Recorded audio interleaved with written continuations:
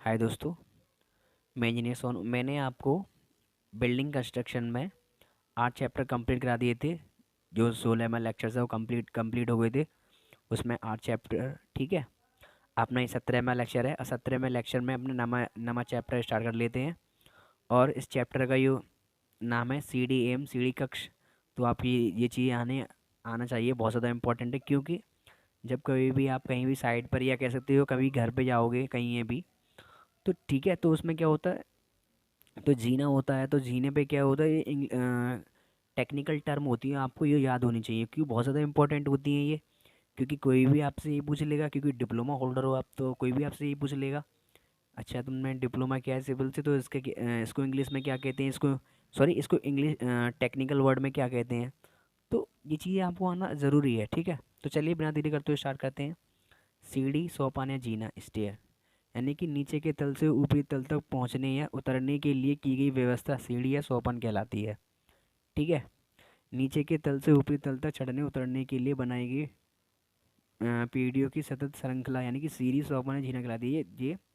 ये आप ये याद कर लो या ये याद कर लो, ठीक है, सेम एक ही है। यानी कि आपको पता है कि अपने की जब अपने क्या करते हैं, अभी एक फ्लोर से दूसरे फ्लोर तक जानते हैं तो हम सीढ़ियों की सहायता लेते हैं, या कह सकते हैं आप, यानी कि एक क्या कह सकते हैं, आप ये कहते हैं, आप ये कहते हैं यानी कि एक छोर से दूसरे छोर तक या उतरने या चढ़ने के लिए की गई व्यवस्था अपनी सोपान कहलाती है, ठीक है। आप देखते हैं झीनी सीढ़ी, यानी कि झीना सीढ़ी या सोपान कक्ष, यानी कि स्टेयरकेस, कदम जो यानी कि स्टेप्स, ये जो हैं ये अपने स्टेप्स कहलाते हैं। यानी कि राइजर और टेढ़ मिलकर स्टेप्स बनता है, ठीक है।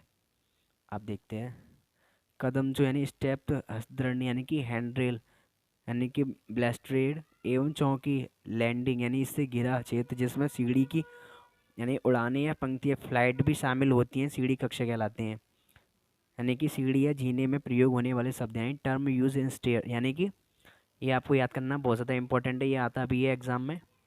आपको ये इसका चित्र बनाना है और बहुत अच्छा बनाना है, क्योंकि जब आपको चित्र अच्छा बना लोगे तो आराम से इसको याद भी कर लोगे, ठीक है।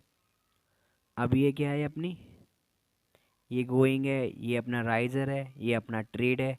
इन दोनों को मिला दोगे तो स्टेप तैयार हो जाता है एक। ये अपनी हैंड रेल है, ये अपनी लैंडिंग है, ठीक है। और क्या है इसमें, ये न्यूल पोस्ट है अपनी, लेफ्ट ट्रेड है। तो आप ये क्या करना, आप याद कर लेना इसे, और आपको फ्यूचर में भी बहुत ज़्यादा काम आएगा, ठीक है। कदमचे या पेड़ी, स्टेप्स, यानी कि एक पटेन ट्रेड एवं एक उड़ान के मिलकर एक कदमचे का निर्माण करते हैं। ये उतरने व चढ़ने में मदद मिलती है या करते हैं, ठीक है। तो जैसे मैंने अभी आपको बताया था, स्टेप सॉरी राइजर और ट्रेड मिलकर एक स्टेप्स का निर्माण करते हैं। तो आप ये नहीं है कि नोट्स में लिख रहा, वो आपको ये समझ में है, वो अपने नोट्स में ऐड कर सकते हैं, ठीक है। ये पार्ट होता है, पार्ट यानी कि ट्रेड, कदमची या पीढ़ी का क्षैतिज भाग जिस पैर रखकर, क्या है, जिस पर पैर रखकर यह उतरा जाता है, पट यानी कि पार्ट यानी ट्रेड कहलाता है। इसकी लंबाई झीने की चौड़ाई के बराबर रखी जाती है। पट की चौड़ाई इतनी हो कि मनुष्य अपना पैर आसानी से रख सके, ठीक है। उठान यानी कि राइजर, कदमचों का ऊर्ध्वाधर भाग या दो क्रम से आने वाले क्रमागत पटों के बीच की ऊर्ध्वाधर ऊंचाई यानी कि राइज उठान यानी राइजर कहलाती है, ठीक है। ये अभी मैंने बताया था आपको, बताया था मैंने, ये अपना राइजर होता है, ये अपना ट्रेड होता है, ठीक है। और ये क्या अपनी एक स्टेप बन गई, ठीक है। नासिक गोला या सोपान ग्रह यानी कि नोजिंग, पट की चौड़ाई बढ़ाने एवं सुंदर बनाने के लिए पट के आगे वाले भाग को उठान से थोड़ा बाहर निकाला निकाला दिया जाता है, यानी कि आपने देखा होगा। कैसे, यस, देखिए ये अपनी क्या एक स्टेप है, ये क्या है, एस इस टाइप से निकाल देते हैं थोड़ा सा। ये अपनी नोजिंग कहलाती है, क्या कहलाती है, अपनी नोजिंग कहलाती है, ठीक है। अब देखते हैं नासिक रेखा, यानी कि लाइन ऑफ नोजिंग, यानी कि यह एक काल्पनिक रेखा होती है जो नासिकाओं के निचले सॉरी निकले ग्रह भाग को मिलाने से बनती है, यह सीढ़ी की ढाल को प्रदर्शित करती है। वही है, जैसे जैसे अपना जैसे कि मान के चलिए ये अपने स्टेप्स हैं, ठीक है। ये इन स्टेप से मिलकर जो यानी कि इनकी नोज से लेकर के ये काल्पनिक रेखा बनती है, उसी को क्या कहते हैं हम, लाइन ऑफ नोजिंग, ठीक है। आप देखते हैं झीना पंक्ति का उड़ान यानी कि फ्लाइट, कदमची या पीढ़ियों की एक पूरी श्रृंखला उड़ान कहलाती है। सीढ़ी या झीने में कई उड़ान हो सकती हैं, एक उड़ान में कम से कम 3 या अधिक से अधिक 15 स्टेप्स यानी कि कदम, स्टेप यानी कदमचे बन सकते हैं या हो सकते हैं। प्राय 12 कदम से होते हैं। इंडिया में यही होता है। यानी कि अगर आपकी यो है, क्या कहते हैं, और अधिक ऊंचाई है तो उसमें 12 स्टेप्स बन सकती है मैक्सिमम, ठीक है। या मैक्सिमम अपनी 12 से 15 कर सकते हो, यानी कि मिनिमम जो मतलब ज़्यादातर, यानी कि ज़्यादातर इंडिया में जो रखते हैं वो 12 स्टेप्स रखते हैं, ठीक है। चौकी यानी कि लैंडिंग, जीने या सीढ़ी की दो क्रमागत उड़ानों के प्रारंभ, मध्य या शीर्ष के आसपास रुकने या मोड़ देने के लिए जो समतल चौड़ी जगह होती है, जैसे चौकी यानी कि लैंडिंग कहते हैं। तो जैसे कि मान के चलिए आप इस स्टेप से ऊपर चल दिए, और एक स्क्वायर टाइप में क्या होता है, एक स्क्वायर टाइप में क्या कहते हैं, उसी को लैंडिंग कहते हैं। या तो ये बड़े बुजुर्ग लोग होते हैं तो उनको सहारा देने यानी कि इधर खड़े, यानी कि चल के आते हैं तो थक जाते हैं तो वहाँ खड़ा हो सकते हैं। या कह सकते हैं आप इसको सीन यानी कि झीने को दोबारा रास्ता देने के लिए, यानी कह सकते हैं जैसे ये अपनी लैंडिंग है, एक झीना इधर से गया, फिर ये घूम के ऐसे आया, ठीक है, दिशा देने के लिए। यहाँ से गया व्यक्ति, फिर यहाँ से आया, तो दिशा देने के लिए भी इसके लिए इसको बनाते हैं, ठीक है। अब घुमावदार या मोड़ चौकी यानी कि विंडर लैंडिंग, जीना बनाते समय जगह की कमी के कारण मोड़ यानी कि स्टेप्स का निर्माण करना पड़ता है। ये त्रिभुजाकार होती है। इन्हें काइट विंडर कहा जाता है। आपने देखा होगा जनरली जब जगह छोटी होती है तो एक इस टाइप से काट देते हैं, ये काइट टाइप की बन जाती है। लैंडिंग को काट देते हैं, बीच में एक और दे देते हैं, ठीक है, एक और स्टेप बना देते हैं।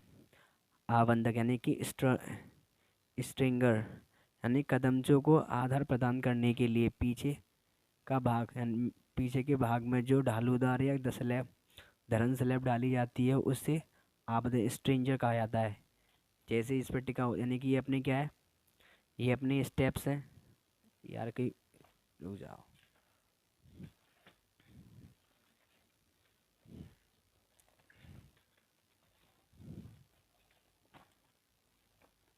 अब देखते हैं।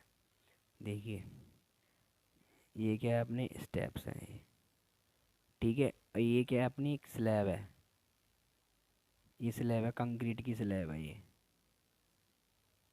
इसी को हमें क्या कहते हैं, इसी को हमें स्ट्रेंजर कहते हैं, ठीक है। यहाँ से चढ़ते हैं, उसके पीछे क्या होता है, एक स्टील यानी कि रेनफोर्समेंट की उसमें कंक्रीट डली होती है, तो इस एक स्लैब डली होती है, उसी को हम स्ट्रेंजर कहते हैं, ठीक है। आगे बढ़ते हैं।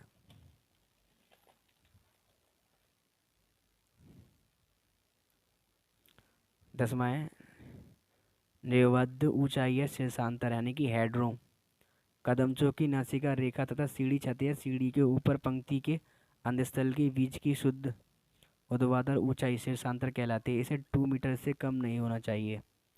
हस्तधरणी यानी कि हैंड रेल, कदमचों की साइडों में लगभग कमर की ऊंचाई पर लकड़ी या धातु की रेलिंग लगाई जाती है या जीने के अनुसार तिरछी होती है, इसे ही हस्तधरणी या हैंड रेल कहते हैं। आप इंग्लिश में टर्म याद करें, ठीक है। अब यहाँ से यहाँ तक एक और ये आएगी अपनी, इसे यहाँ जो व्यक्ति जो पकड़ के चलते हैं उसी को ही हैंड रेल कहते हैं, ठीक है। हैंड रेल हो गया अपनी। अब देख लेते हैं आलम्ब दंड यानी कि ब्लस्टर, हस्तदंडी को आधा देने के लिए थोड़ी थोड़ी दूर पर ऊर्ध्वाधर दंड लगाए जाते हैं, इन्हें ही आलम्ब दंड। जैसे अपनी क्या होगी, ये अपनी हैंड रेल होगी, तो यहाँ पे क्या होते, ये ऊर्ध्वाधर यानी कि वर्टिकल टाइप में दिए जाते हैं इसको, इसको बनाए रखने के लिए, यानी कि स्थिर रहे अपनी जगह पर। ठीक है।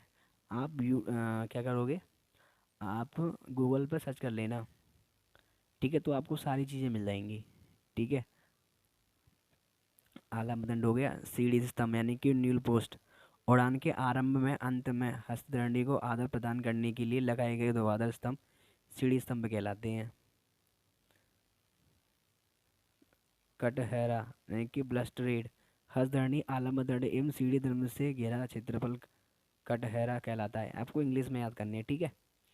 ढाल यानी कि पिच या किसी स्लोप, जीने की काल्पनिक रेखा क्षैतिज से जो कोण बनाती है उसे ही सीढ़ी की ढाल कहते हैं। यानी कि ये जो अपना कोण बना रही है, ये जो कोण बना रही है उसी को ढाल कहते हैं। ठीक है।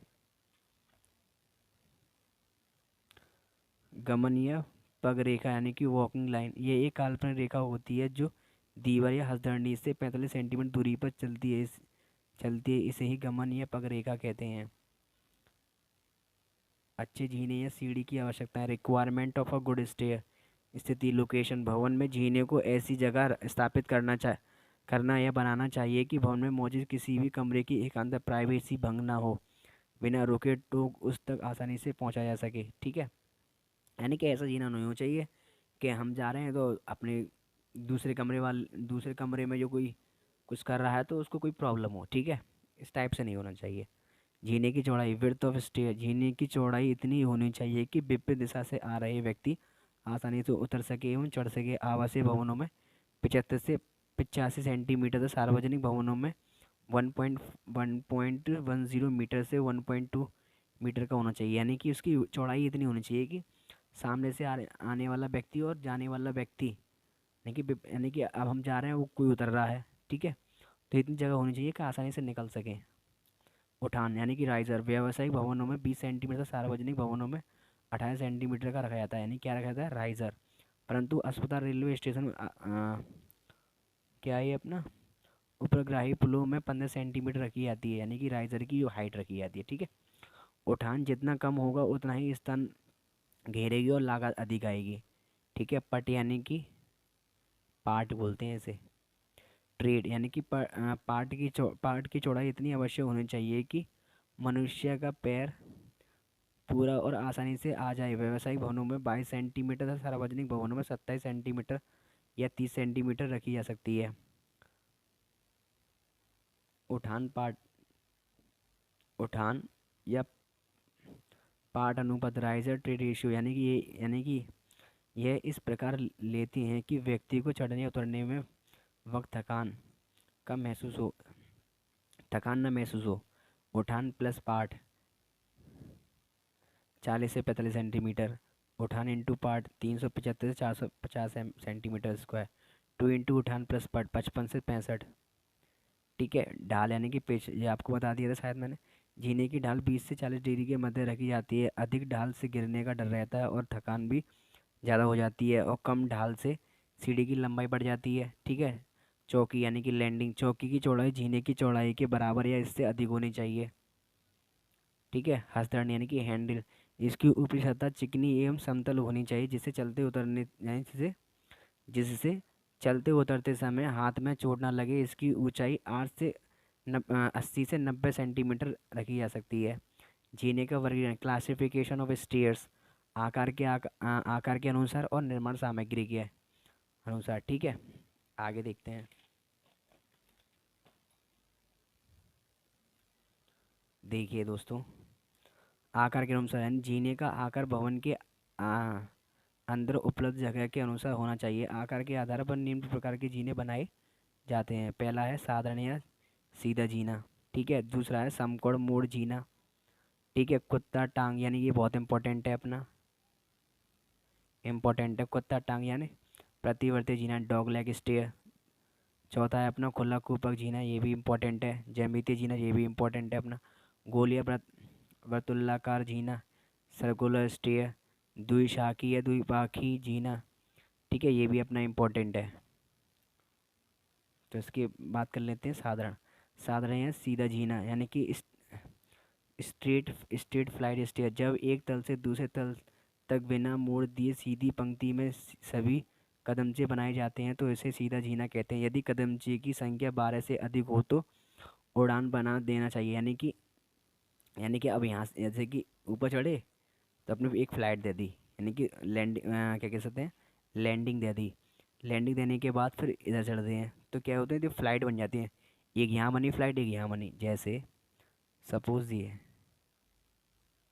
यहाँ चढ़े अपनी, फिर यहाँ चढ़े, यहाँ से गए अपने, फिर यहाँ से आए, फिर यहाँ से चढ़े, फिर यहाँ से ऊपर गए।